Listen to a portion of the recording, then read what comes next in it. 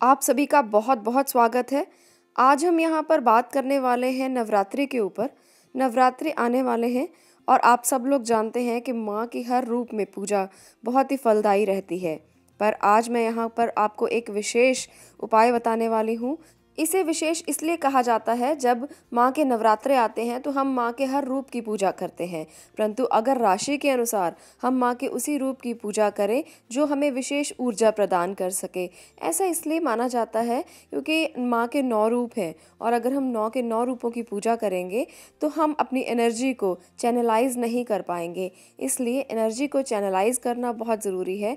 माँ के तो 9 रूप हैं और माँ हर रूप में वही फल प्रदान करती है जो फल माँ हमें दे सकती है। माँ अपने बच्चों को हर रूप से अच्छा देखना चाहती है, उनके लिए हर रूप से भला करना चाहती है, परंतु हम अगर राशि के अनुसार माँ के उसी रूप की पूजा करते हैं जो हमारे लिए विशेष तौर पर है तो हमें बहुत ही ज़्यादा अच्छे फल प्राप्त होते हैं और जल्दी प्राप्त होते हैं। इसलिए आज के इस वीडियो में हम जानेंगे कि सभी राशियों को यानी कि विभिन्न विभिन्न राशियों को माँ के किस रूप की पूजा करनी चाहिए और साथ में जानेंगे कुछ विशेष उपाय जो नवरात्रों पर वो कर सकते हैं और इन विशेष उपायों से आपकी हर मनोकामना पूरी हो सकती है।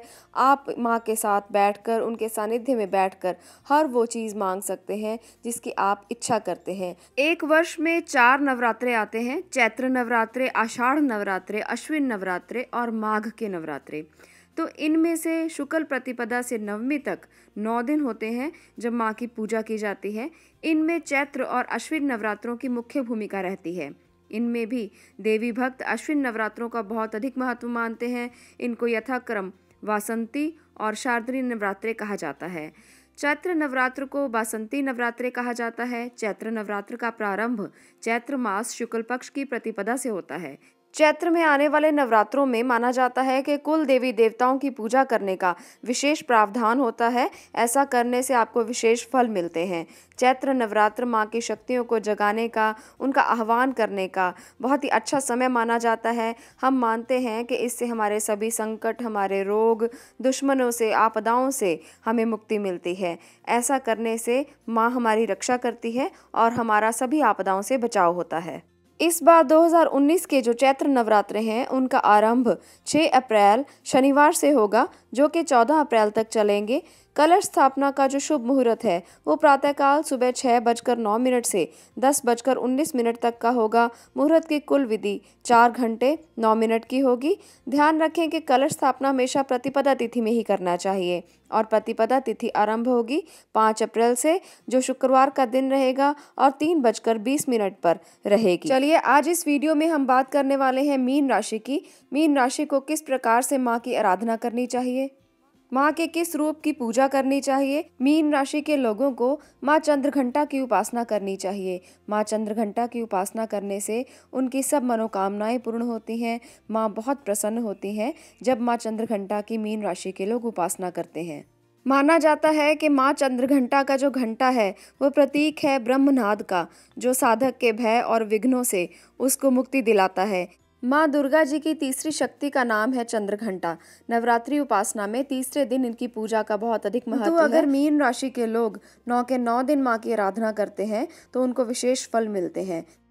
ऐसा इसलिए है क्योंकि माँ का वर्ण स्वर्ण माना जाता है और जैसे कि आप सब जानते हैं कि धनु और मीन राशि का जो स्वामी है बृहस्पति, उसका भी वर्ण जो है वो स्वर्ण माना जाता है। और बृहस्पति को मजबूत करने के लिए माँ चंद्रघंटा की उपासना करना बहुत ही जरूरी है। इनके माथे पर घंटे के आकार का अर्धचंद्र होता है जिसके कारण इन्हें चंद्रघंटा कहा जाता है। माँ चंद्रघंटा की कृपा से साधक के सारे पाप और बाधाएं विनष्ट हो जाती हैं। इनकी आराधना से बहुत ही फल मिलता है। माँ भक्तों के कष्ट का निवारण शीघ्र ही कर देती है। इनका उपासक सिंह की तरह पराक्रमी और निर्भय हो जाता है। इस दिन साधक का मन मणिपुर चक्र में रहता है। इसके लिए मैंने अलग से भी वीडियोस डाली हैं कि किस शक्ति की उपासना से आप अपने कौन से चक्र को संतुलित कर सकते हैं। अगर आप उन्हें देखना चाहते हैं तो आपको मैं डिस्क्रिप्शन में लिंक दे दूंगी, वहां जाकर देख सकते हैं। उन वीडियोस को देखकर आप बहुत आसानी से अपने चक्रों को संतुलित करना सीख सकते हैं। नवरात्रों में शक्तियाँ बहुत ही उजागर होती हैं, पूरी तरह से अपनी शक्ति देने के लिए सक्षम होती हैं। इसलिए इन दिनों में आपको अपने चक्रों पर अवश्य ही काम करना चाहिए, अपने चक्रों को संतुलित करने की कोशिश करनी चाहिए। अगर आपके चक्र संतुलित होते हैं तो आप मानसिक तौर पर, शारीरिक तौर पर और आर्थिक तौर पर मजबूत होते चले जाते हैं। फिर आपकी शक्तियों को, आपकी ऊर्जाओं को कोई नहीं रोक सकता। आपको सब चीज़ें वो मिलनी शुरू हो जाती हैं जिनकी आप कामना करते हैं। चलिए, आपको आज मैं यहाँ पर एक और विशेष उपाय बताने वाली हूँ, जो उपाय बहुत ही कारगर है, आप लोगों के लिए बहुत ही काम करने वाला है। आपने यहाँ पर क्या करना है, चलिए आज उस विशेष उपाय की बात कर लेते हैं। मीन राशि के लोगों को सबसे पहले मैं यहाँ पर एक बात बताना चाहती हूँ, ये है कि आप लोगों को 9 के 9 दिन मंदिर में बैठकर ये पूजा करनी है। मंदिर में बैठकर अगर आप ये पूजा करते हैं तो आपको बहुत ही अच्छे फल प्राप्त होते हैं। आपकी सारी आर्थिक समस्याओं का हनन हो जाता है, आपकी सारी आर्थिक समस्याएं दूर हो जाती हैं।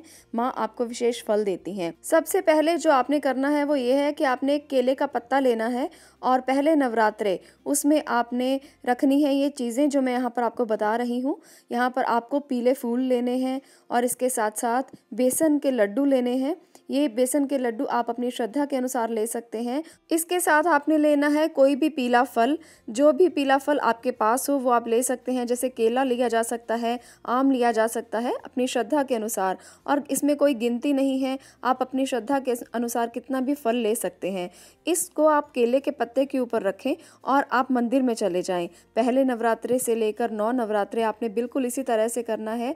रोज़ाना केले के पत्ते के ऊपर इसी प्रकार से ये सब चीज़ें रखनी है और उसके बाद मंदिर पहुंचना है।